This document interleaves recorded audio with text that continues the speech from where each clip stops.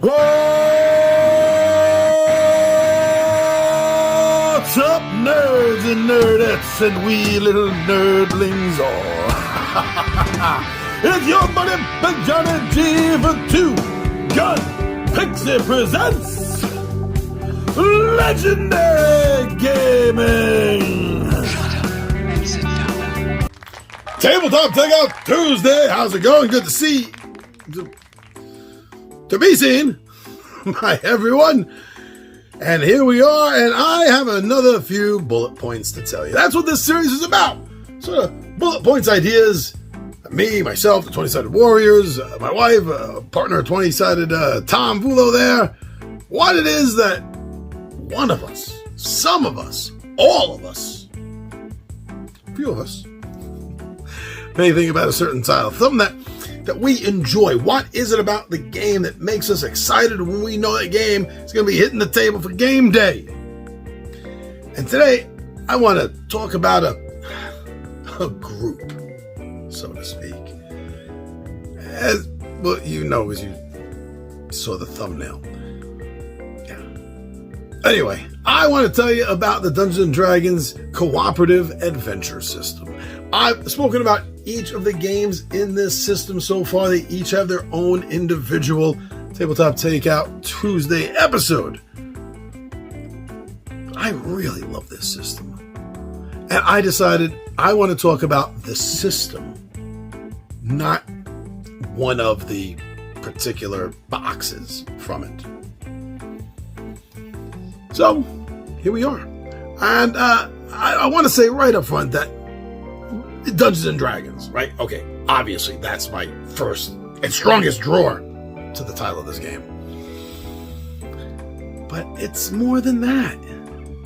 Although it feels like part of D&D, what I'm going to say, and that's compatibility. How everything about these games is compatible with each other. Just like in Dungeons & Dragons. Every new book that you get is compatible with every other book that you've had in the series, at least in whatever particular edition you're running and getting the books for, PDFs for. It makes it feel, because of that, and it didn't really need this extra push, but it does make it feel even more D&D. Interchangeability. This is part of the same thing, I guess, but I'm just bullet pointing it a little bit differently on its own here. It's the way I think. Interchangeability. Every one of these games, except for the Salt Marsh box, because that's a smaller expansion box. It's not the whole big entire game box like the other 6 are in the series. But speaking of the 6 in the series, the bigger boxes than Salt Marsh, there's massive interchangeability. You can use the characters in any of them. They are specifically tailored for each box, which I imagine gives it some sort of edge maybe. But really, overall, if you have multiple boxes, or even like me, I'm a completionist over this series, then you can pull from anything. Not only are you pulling from the class, when I say interchangeability, it's not just from one class of character, from one game to another, but it's also like multiple games have fighter types, and they each have their own unique deck, but they're all fighter decks. So you can mix and match any fighter cards between any of the fighter types. I mean, interchangeability right there. I mean, it helps make it feel more like D&D because you're, in a way, you're personalizing. Well, not in a way, you are personalizing these pre-generated characters.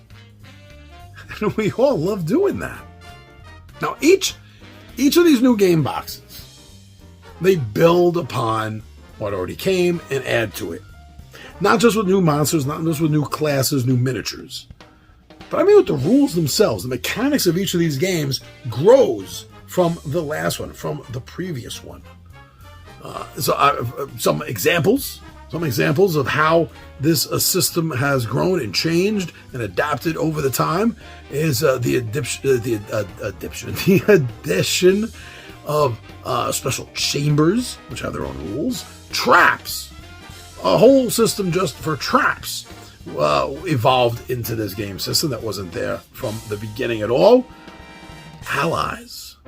There's a system in here for getting and having and running allies in the game with your characters. And that was added on later. So was the campaign mode. Didn't originally have. It also originally only capped at level 2. Then they raised it up to level 4, and now they have a system for where there really is no cap to the leveling in this game. They have as the updates go along, especially with the Salt Marsh, right? They've added nautical stuff to this game. They've added towns, villages that you get to go to and adventure in, which were never part of the original. And I like the fact that it's saying, yes, here, you know the game because you played the last one, but now consider this new rule added in. It's an easy build. Especially if you play the games in the order that they came out in, you're going to learn the new rules so easily. You're going to be like, oh, yeah, I only have one new thing or two new things to learn from the last one I played. That opens up the door to make it easier to buy the extra boxes because you're going to be that much familiar with the rules and excited about the one or two new ones. Yeah, I know. I always am. I got to say, overall, this is one of the best board game translations that I've ever played, and I think you can ever play, of an actual Dungeons & Dragons RPG game. It's going to give you almost all of the sensation, the feelings of running through a typical D&D RPG run. I mean, not everything. It does kind of...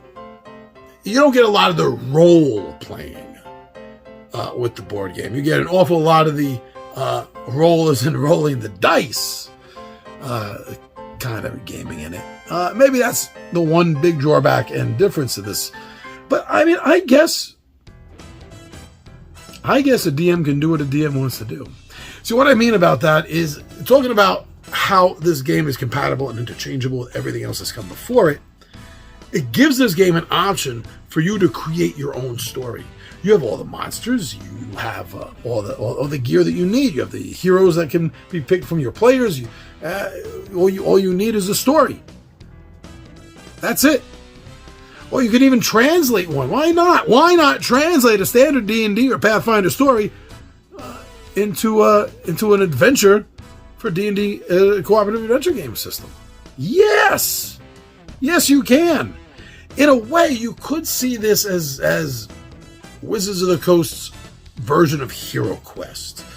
I mean, it's a... should I do a comparison video between the two of them? I don't think I did. Maybe I should do. But yeah, it's not the same. It kind of is, though. You can bring it up as a similarity, I think. And they're building it. It's been a while since the box has come out. I haven't heard news. I'm getting really sad. I'm thinking that the system may be dead by now. It was during COVID. They came out with the Salt Marsh expansion. An expansion. Didn't even have new character classes in it. That kind of hurt me. That did. And nothing new since then. I'm getting really worried. But even if nothing new comes out. No monk. No illusionist. No Psy. But even if nothing new comes out. I have 6-box adventure games. They can be campaigned. And I can always write my own. Listen, don't take the word of anyone on YouTube. You don't know if they know what they're talking about. You don't know if they've been bribed, bought, gifted to say things. I think you should watch a playthrough. And not for any game at all that you're interested in, go watch a playthrough because that'll be a more honest reaction from you, whether it's something you think that you, your family, your friends, your gaming buddies are going to enjoy. So, go. Watch some playthroughs of Dungeons & Dragons Cooperative Adventure System. And then come back here and let us know what you think about it. Yeah, I'm curious.